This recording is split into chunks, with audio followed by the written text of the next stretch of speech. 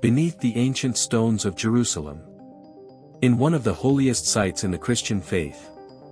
Something hidden for nearly 2 millennia has finally come to light.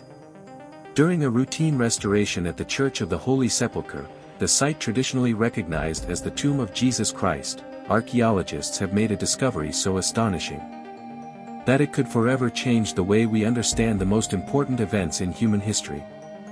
This is not a theory. It is not fiction. It is concrete evidence, buried beneath sacred ground, and now revealed to the world. A lost garden.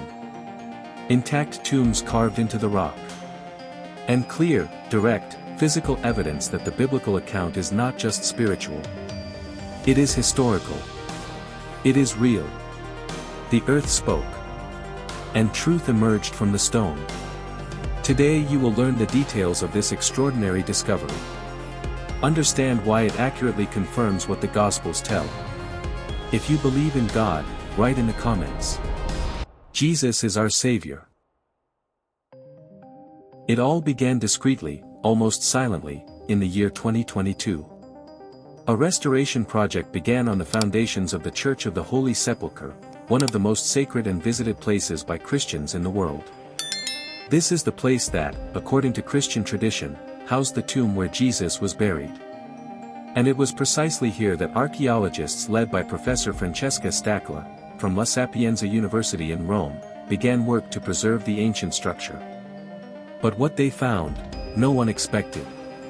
By digging deeper than anyone had ever dug before, the team made a surprising discovery. Something that could rewrite not only the history of this place, but also the biblical narrative itself. Under the floor of the church, there were not just stones or ancient relics. They discovered a garden. Yes, an ancient garden. An orchard that was over 2,000 years old, intact, preserved by time and hidden under the foundations of faith. Among the flower beds were still olive trees, grapevines and other plants that grew in Jesus' day.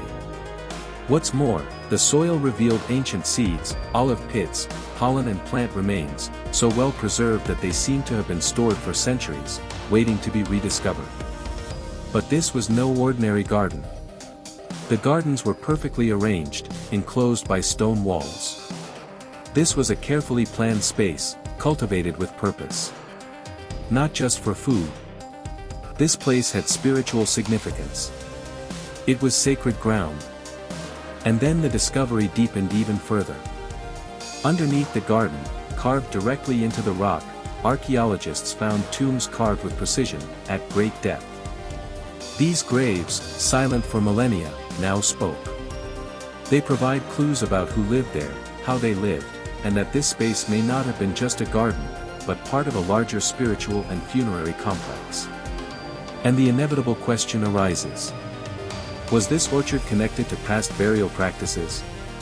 Could these tombs offer new clues about Jesus' final days? This hidden garden beneath the Church of the Holy Sepulchre is not just an archaeological relic. It is a direct link to the past. A space that echoes the footprints of faith, prayer and pain. For centuries, we have looked to the church as the burial place of Christ. But what if the earth beneath its foundations has even more to reveal? What if this garden is telling us forgotten, buried stories that could transform our understanding of what happened there? Because this archaeological find is not just a museum piece, it is a physical confirmation of a biblical passage. In the Gospel of John, chapter 19, verse 41, it is written, "In the place where Jesus was crucified there was a garden." For years, scholars have debated, was it a symbol? A metaphor? A theological image? Now, there is no more doubt. This garden is real. It is not a figure of speech. It is not poetry. It exists. With its vines, olive trees, and ancient seeds, it confirms that the Gospel of John spoke of a literal place, and not an idea. This discovery changes everything. And what comes next, will leave you even more shocked. The scriptures tell us, in Matthew 27 verse 60 and John 19 verse 41, that Jesus' body was placed in a tomb belonging to a wealthy man named Joseph of Arimathea. Now, imagine the scene. Archaeologists dig beneath the Church of the Holy Sepulchre and find ancient tombs. But these are no ordinary tombs. They are crypts carved with extreme care directly into the rock, exactly as was customary among nobles and people of high prestige in ancient Jerusalem. These were not improvised tombs. They were elaborate, luxurious tombs used by wealthy families. The exact type of tomb that a man like Joseph of Arimathea would have provided. And Mark 15 verse 46 confirms this detail. He bought a linen cloth, took Jesus down, wrapped him in the linen, and laid him in a tomb cut in the rock. The precision is uncanny. The shape, finish, and even the positioning of these tombs match what the Gospels describe. A direct archaeological link to the biblical text, as if the earth itself were confirming what for centuries had been believed by faith alone.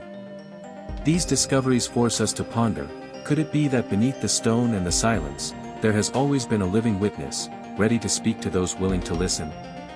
The evidence gathered beneath the Church of the Holy Sepulchre strengthens the conviction that this is indeed the site of Christ's crucifixion and burial. The garden, the tombs, the location, it all fits together. Not as a coincidence, but as divine confirmation. It is proof that truth, no matter how buried, will always find a way to emerge. So let's look at 6 compelling confirmations that link these discoveries to the biblical account with stunning clarity. First, the location. The garden is outside the city walls of Jerusalem. John 19 verse 20 states that Jesus was crucified and buried outside the city. And it is precisely there, outside the ancient walls, that this garden and its tombs were found. A coincidence? Or is it meticulous proof that we are standing on holy ground? Second confirmation, the tombs discovered are rock-cut, freshly carved, and of a high standard, the kind reserved for the elite. This confirms what is said in Matthew 27 verse 60, a rich man offering his own tomb for the Messiah. These are no ordinary tombs. They are tombs fit for a king. The third confirmation is the way they were carved, by hand, with refined technique and dedication. They were not repurposed natural caves, but custom-made tombs. This fits perfectly with Mark 15 verse 46, which speaks of a tomb cut into the rock. A detail that goes unnoticed by many, but which has enormous historical and spiritual value. Fourth confirmation, the urgency of the burial. The Gospels tell us that everything was done in a hurry, because the Sabbath was approaching.